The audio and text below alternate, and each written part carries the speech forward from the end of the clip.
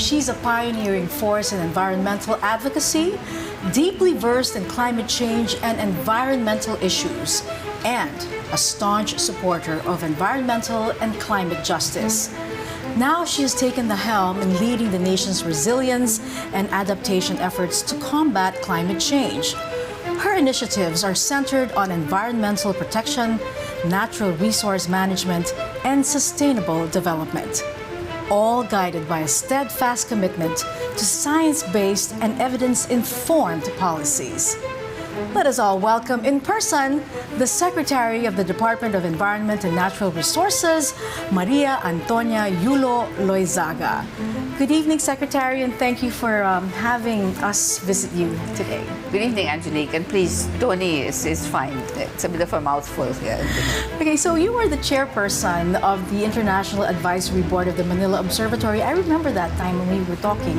And then you also became the technical advisor for the Philippine Disaster Resilience Foundation, if I'm not mistaken, among others.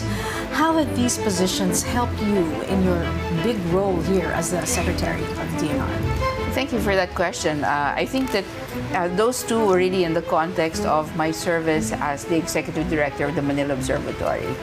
Being there at the observatory, you get a chance to see what, say, mapping technologies can do in order for you to rationalize the way you manage natural resources. We also had a very strong regional climate systems laboratory wherein you can see the hazards that the Philippines is facing, and when you bring those two together, you realize what kind of risk, but also what kind of opportunities are possible in terms of adaptation, mitigation, and disaster risk reduction, which is exactly what we're doing here at the department. Okay, you had a bachelor's degree from the Ateneo. Yes. And this is political science, Yes. if I'm not mistaken. And then you went on with a master's degree in Georgetown University. Yes. This time for, what is it, foreign... For government and international relations. Right, yes. so did you want to, at that time, have an idea of entering government service, perhaps, or even the foreign service? Not at all, actually. My entry into the observatory was the first time that we began to think about very seriously how science can in fact inform policy. And that was by way of an invitation from the Jesuits and from people like Tony Lavinia, whom we all know, who was undersecretary here, to see whether we could bring the science closer to what was the need in terms of communities and development in general. So that's how I started to be interested in this field. Never did I think that I would end up in this office. Pakikwento naman, because you are, you know these issues by heart now. Paano ba talaga nagsimula yung advocacy ninyo, yung pagiging advocate ninyo sa environment and climate change and justice? Well, the real crux of our work is really in identifying and understanding the risk that our communities face, that our ecosystems face, and how all of that is interconnected. And being at the observatory and then working subsequently with the National Resilience Council, and that involved local governments, that involved the private sector, that involved academia, we began to see how, in fact, we cannot make decisions solely within silos. There is a big picture to everything. And when it comes to ecosystems, particularly watersheds, river basins, coastal areas, you need to understand systems rather than think of individual siloed or discrete problems and say, you know, we can solve it at this point, but not, in fact, taking into consideration all the other interconnected systems that are really weighing in on that particular challenge. So as far as we're concerned, at least today, I've tried to bring over a systems approach to understanding risk here in terms of environment and natural resources. We've tried to introduce evidence-informed decision-making. We've tried to break down silos. The bureaus had been traditionally organized as distinct areas of operation. What we try to do is now bring in a new undersecretary for integrated environmental science. And that office actually is now in charge of making sure that the bureaus talk to each other. When you're in charge of water, land, air, forest, biodiversity, and climate risk, you can't help but thinking about the bigger system and then identifying the specific areas where hazards are really impinging on the opportunities that may be realized by making best use of our natural resources. Okay, so what is the Philippines, the DNR doing with that, the new undersecretary? He's basically trying to integrate or trying to connect all these different silos because we're all interconnected, right? So what is the focus there? Well, the first focus is we must, what I call, measure what we treasure. And I credit one of our good friends who is also from the Ateneo to actually summarize this mission for the department. We need to understand what it is that we have by way of a nation in terms of natural resources. What is the state of our environment? So along with that Undersecretary's office, we have organized another office, which is called the Geospatial Database Office. What's the importance of a geospatial database office? You typically would use a certain mapping technology today called the Geographic Information System, which is a digital way of mapping. What the GIS will do for you is tell you where something is. What a geospatial database will do for you is to tell you where something is in relation to something else. And this is where it feeds into policy and decision making. So the Geospatial Database Office, the new Undersecretary for Integrated Environmental Science, we can now direct our focus. What are our critical problems, our most urgent problems? Climate change. How does climate change impact our natural systems, our human systems, our engineered systems? All of these brought together. Water security. Whether we have enough water, whether there is an underserved or unserved population. And here our president has specifically taken this as a priority. So he also, by way of an EO, which is about a year old now, April of last year, created the Water Resources Management Office here inside the DNR. What that office is aiming to do and what it was tasked to do is bring together all the agencies with water-related functions. Your National Irrigation Authority, your National Water Resources Board, the different agencies that are managing local water, for example, and saying, this is the time for us to coordinate. There were over 20 different water-related functions distributed among different agencies. And here where water is, in fact, what we consider the new gold. If you look at it, without water, we cannot have power, we cannot have food. We cannot have our potability, our water, and we cannot survive. Some people always tell me, it's okay to have no power, but we need water on a daily basis. So that has become a priority for this administration, and our president understands completely the interconnectedness of our forests to our coast, and therefore we have now adopted a ridge-to-reef approach, and we have also done our whole-of-government approach. So we work very closely with DPWH, for example, on their flood control systems. We work very closely with DILG for, in fact, local governance of water. Also with the DOT, so that our ecotourism sites can be supported. So the DENR really relies heavily on scientific research. It cannot be like a guessing game anymore. Absolutely not. And the technologies exist, and there is literature, scientific literature, to support certain actions. So we need to be, as much as possible, evidence-informed. We understand that there are political considerations, especially at the local level, and of course in the international milieu as well. Yes. But we need to balance this with, in fact, what our environment is telling us. Okay. What is the current state of our environment today? Nakakalba na ba ang ating mga bundok? Natutuyo na ba ang ating mga sapang, mga ilog? Ating pong aalamin ang sagot niyan at marami pang iba sa pagbabalik ng In Person. So on the issue of reclamation as a whole, generically speaking, there are potential impacts, of course, depending on your physical geography. Some of our coastal areas are already below sea level.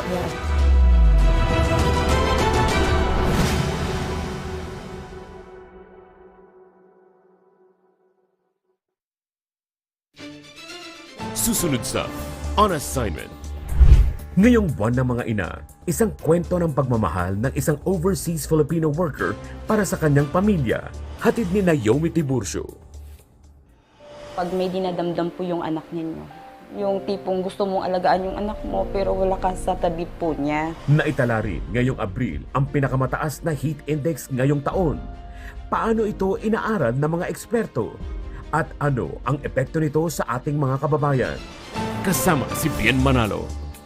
kailangan po yung maximum na air temperature and then yung corresponding value ng relative humidity para po makuha natin yung computation ng heat index.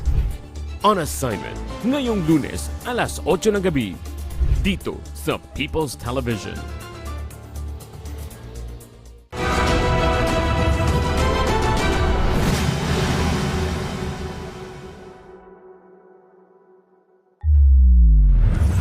At nagbabalik ang in-person. Kasama pa rin po natin si Secretary Tony Yulo Loizaga ng DENR.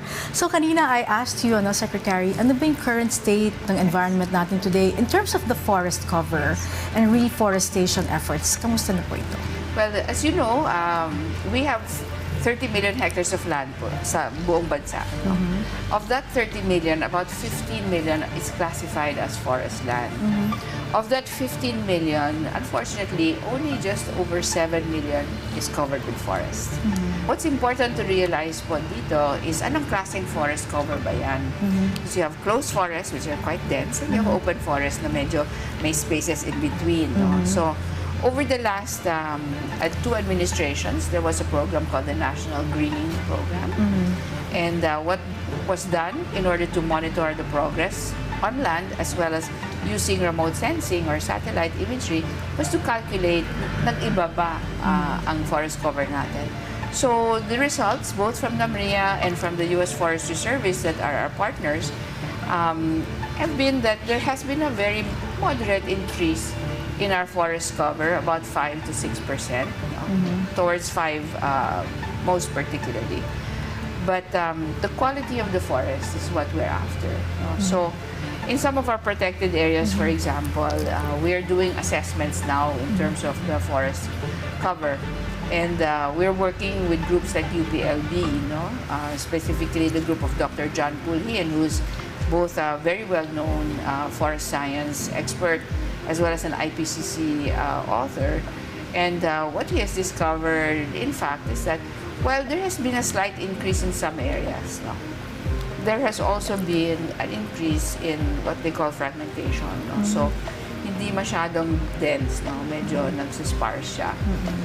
And that is really something that we need to keep track of because while we can be increasing cover in one sense, if we're increasing fragmentation, then the ecosystem services that come with the forest, whether that's helping us to recharge our aquifers, whether it's soil erosion control or flood controls, those will also diminish if the quality of our forests will diminish. Okay. And plus the biodiversity, di ba? It also comes from the forest. Yes. So the biodiversity is, of course, sustained by the quality of our forest areas. And we all know that we have species that are already on the threatened list. Yes. And so what we are really trying to keep track of now, and we're very fortunate that this year, 2024, we were able to get a budget for the protection of 5 major species. One, of course, is the Philippine eagle. Yes. The other one is the tamarao. The other one is the Palawan cockatoo. And the other one is the dugong. And then we have also funding for green and other types of marine turtles. So this is the first time that we've had specific funding for these certain species. We should not also neglect our blue forests, which are our coastal areas and marine areas. And so what we have done also by way of this legislated budget, 2024, we are now establishing, for the first time, 6 new marine scientific research stations in the different biogeographic areas of the Philippines. So from Cagayan to Zamboanga and from the Eastern Pacific and Western Pacific, we will have marine scientific research ongoing. Okay. Recently, the President suspended all reclamation projects, okay, except for one, I think. What is the status of these reclamation projects? And also, what is the answer of the DENR to groups that say that reclamation causes flooding in inner cities? Okay, so because of the suspension, the DENR now has the time to do 2 things, which are ongoing. First is to do a compliance review.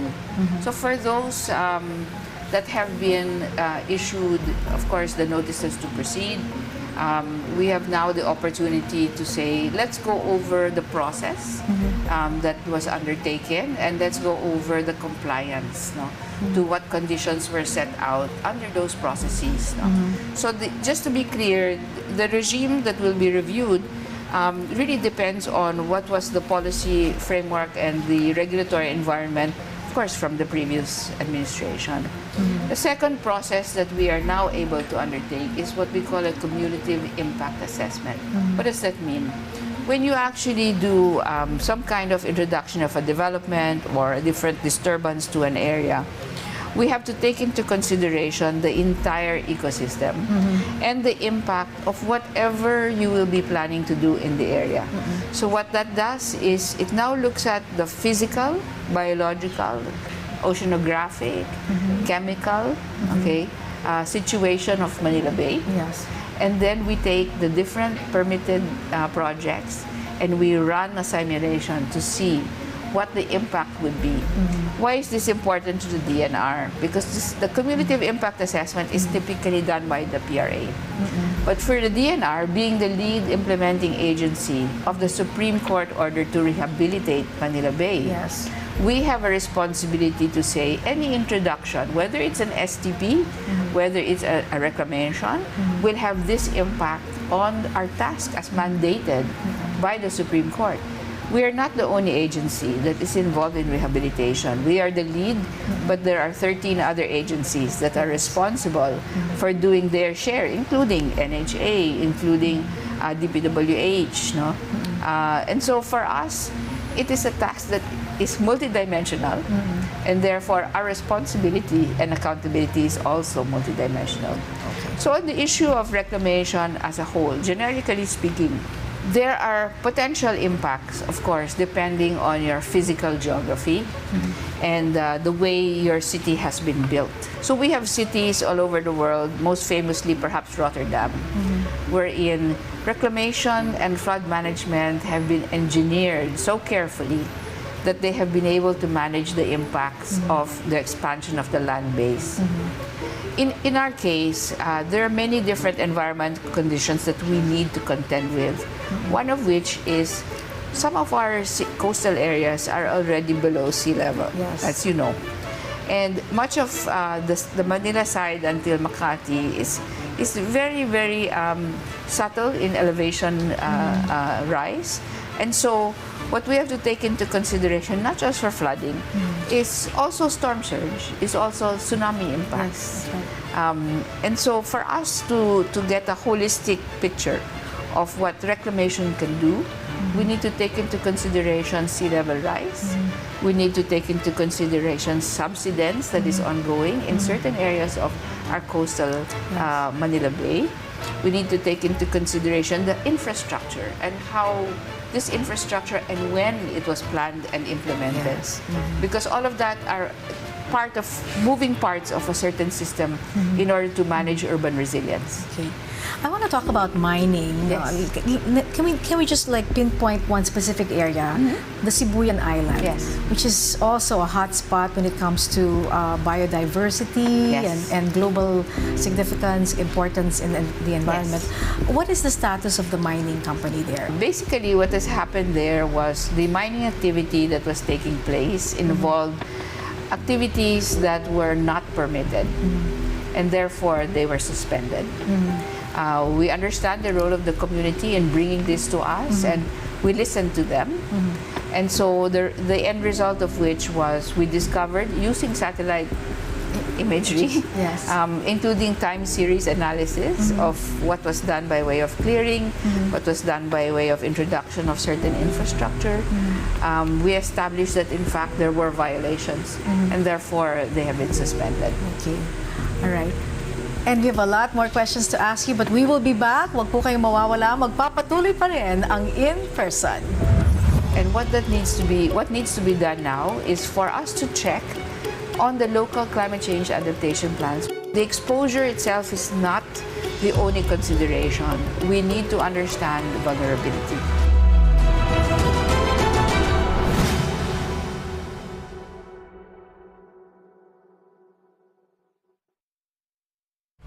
The Unity League Mobile Legends Bang Bang National Tournament is here. And we heard you. To accommodate more players, Unity League is now open to younger gamers. So if you are a Filipino citizen, aged 15 years old and above, and have never joined in any professional league, assemble your team and join now. Registration is still open for the National Capital Region, the Visayas, and Mindanao. The Unity League Mobile Legends Bang Bang National Tournament.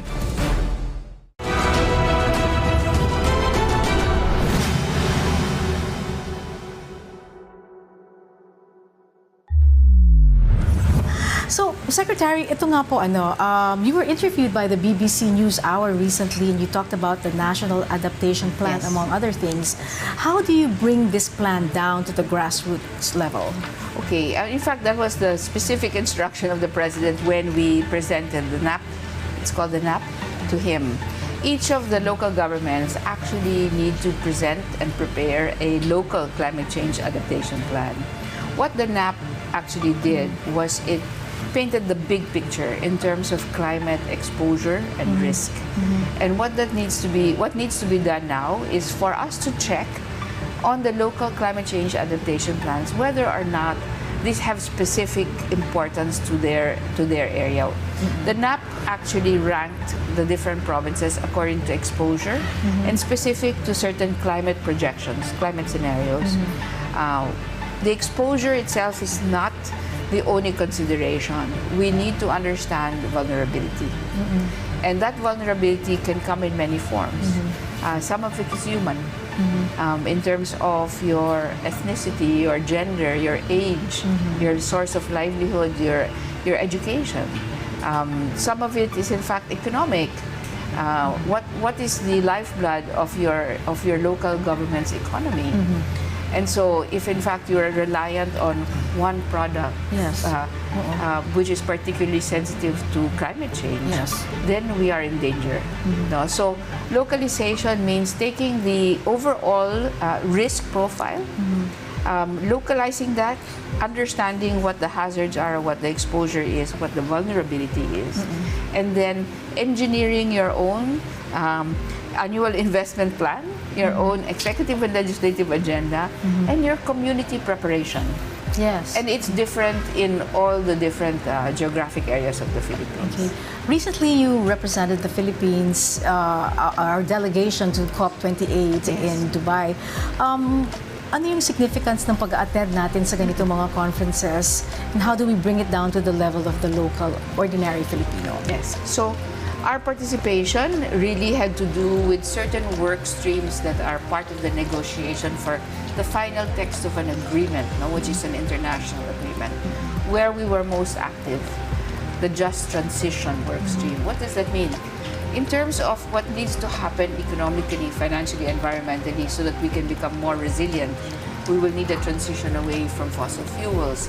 Certain technologies will have to be left behind. We'll have to assume new types of and ways of work, for example. This is especially important to us to bring it down to our local economy, especially for our seafarers, for workers in the energy sector, because these are the ones that will be affected the most.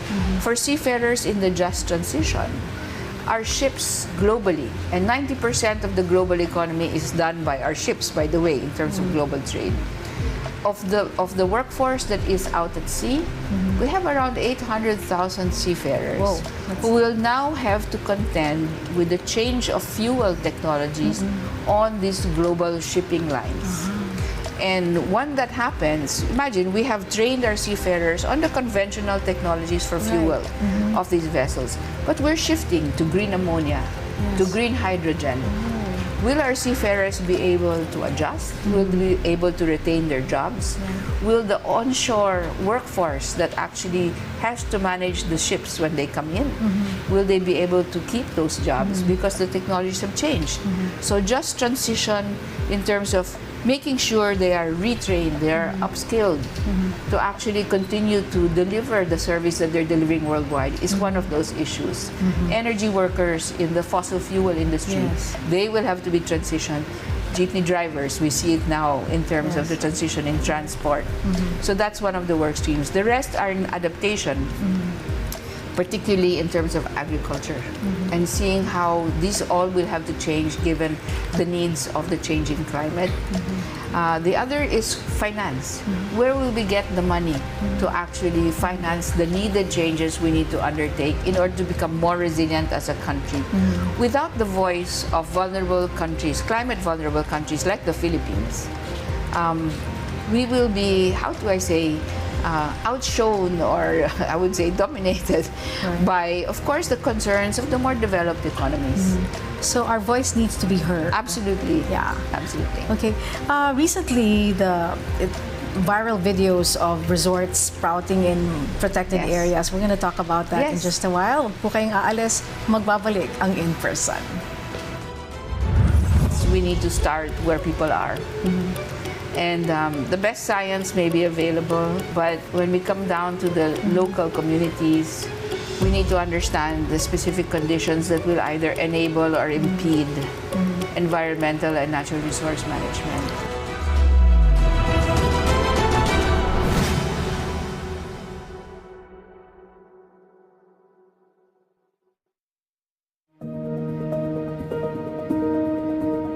Ako si Patrick De Jesus mula sa Nueva Vizcaya.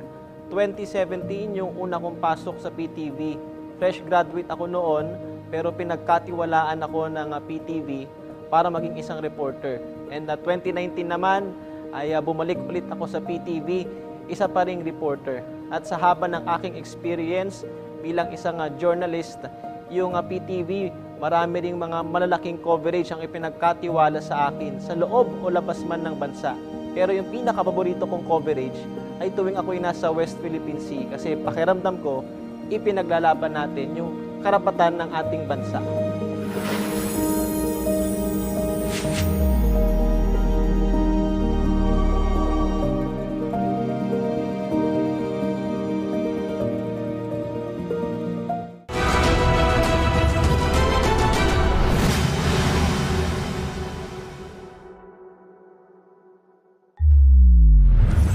At nagbabalik pa rin ang In Person. Kasama po natin si Secretary Tony Yulo Loizaga ng DENR. So in the past weeks, several resorts in protected areas became viral, no? Yung pong mga exposure sa SOCMED, Yes. Chocolate Hills, and then even Mount Apo. Since that time, ano po yung ginawa ng DENR to avoid these resorts from sprouting anywhere, especially in protected areas? Well, just like, say, the reclamation issue, what we have done now is we have looked at compliance. All of these are part of compliance, especially if you're in a protected area. Yes. So what we've done is we've mapped all the structures in all protected areas now using satellite imagery. Is there a lot? Yes, indeed. Oh dear. Indeed. And for some areas like Chocolate Hills, we have actually fielded and they have returned 5 drone teams to verify what you see. So you see, when we look at the satellite imagery, we will interpret that now as, okay, a structure that may or may not have a permit. But we need to either ground truth on foot, or we need a kind of a low-flying UAV to say, ito nga ay isang resort. Yes. Unfortunately, in the case of Chocolate Hills, certain conditions actually existed or pre-existed even before it was declared a protected area. One of the things that is not much known about Chocolate Hills is of the approximately 13,900 hectares of Chocolate Hills, 13,500 more or less are actually alienable and disposable lands. So there are numerous titles, private titles that have been issued over time, including some of the hills. Aghast. Yes, I feel including some of the hills. So what we have tried to explain also to our legislators and of course to the general public is when some of these protected areas were enrolled in the ENIPAS, when the ENIPAS law was passed, there were prevailing conditions, some of which pertain to certain rights that had been given out prior to the enrollment. And because those rights had been given out prior to the enrollment, they need to be respected. Having said that, now that the area is a protected area, there is a permitting process that is specific to titled lands as opposed to public lands which need to be used or they would like to use for whatever purpose. all of that, in terms of protected area, is now going to be covered by what they call a protected area management plan. The Protected Area Management Board is now in charge of saying this is possible or this is not possible, given the kind of participation representation they have on the board and the work of the DNR. Unfortunately, upon my entry, what we have done is we have again looked at compliance. Right. And for some of these areas, we have noted that there is really a gap in the compliance process, as well as a gap in whomever has established themselves in these areas. However, there are remedies available. Okay.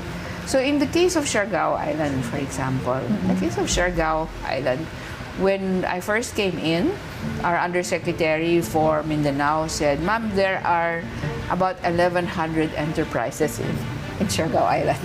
So tiny, Okay. so many. And so of those 1,100 enterprises that were identified, around 900 were without an ECC. Now, Siargao is a protected seascape and landscape, so both. So what we did is, in fact, through the innovation of the Undersecretary, is we established a mobile registration system where you can apply and register your enterprise. I see. So, happily, in Siargao, from 900, about 500 have now registered or applied for the proper permits. The rest, we're, of course, a work in progress. Yes. Okay. Also, recently, there was a memorandum of agreement or understanding, I think, signed between the DNR and 3 major conglomerates, right? Yes. And this is particularly to collaborate with this is the Verde Island Passage. That's right. What exactly is this collaboration? Okay. So, as we know, the Verde Island Passage has been recognized as the center of of marine shorefish biodiversity in the world. Yes. In the world. So, it's part of the Coral Triangle. And we also know that very recently it has been designated by an international NGO called Mission Blue, quite famous in its protection of the oceans, as a global hope spot. Which is significant to the ocean health all over the world. So the big message of Mission Blue is no blue, no green, no ocean, no us. No? That's in the words of Dr. Sylvia Earle.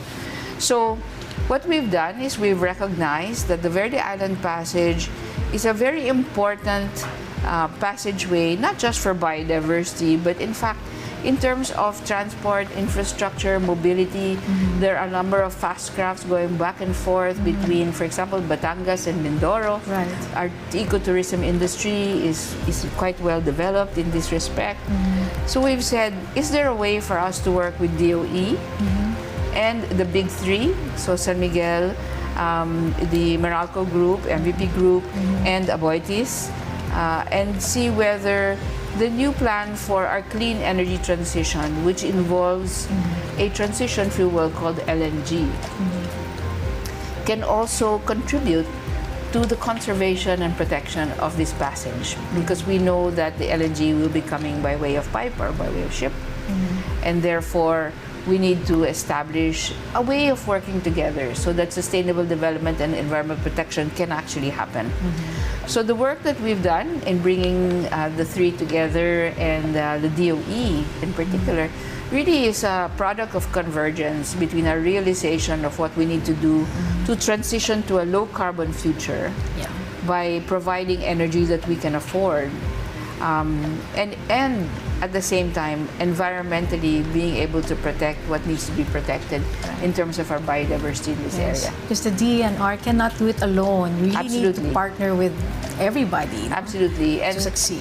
And I should say that in our MOU and also in our discussion yesterday in presentation, we cited the work of others that in fact have done pioneering work in science, and that includes parties such as the ABS-CBN Foundation, their work with the California Academy of Science, their work with De La Salle University, and the group of the Lopez Group as a whole, First Gen in particular, being pioneers in working in this area.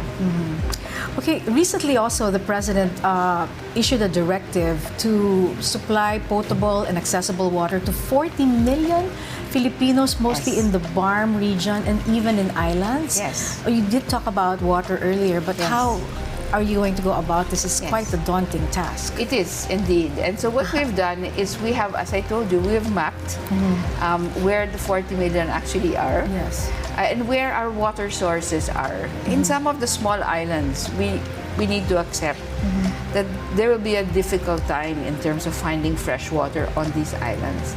And therefore, what we've begun to explore, because the cost has now become more affordable, is small, what you call modular desalination plants. Yes. And this particular scale of desalination can be used by the small island barangays.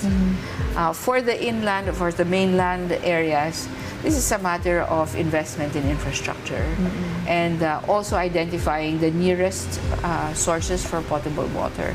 And this is where the geospatial database, the analysis I talked about earlier, has really served us. So what we have done is we have mapped all the surface water in the entire country. And we have mapped where the cities are, where the populations are located. And we are now able to identify potential efficiencies in terms of delivering water and sourcing it so that it can serve the underserved. Okay, let's talk about plastic pollution, Secretary. Is it true that the Philippines is like the biggest plastic offender or the worst offender in the world when it comes to polluting our seas and just throwing it around? I do think that is not true. Yeah. I do think that's not true. Volume alone, in terms of other countries' populations, Yes. and the use of plastic, which is across the different sectors. I do believe that we are undeservedly being Bashed. labeled as that. Yes, that. However, we do have a plastic pollution problem, and by way of a World Bank study, I think that the figure on daily in terms of sachets is either 143 or 163 million sachets daily. And so what we've done is through their legislature, we have passed the Extended Producers Responsibility Law, which requires now the plastic packagers. So, and some of these are the fast-moving consumer goods.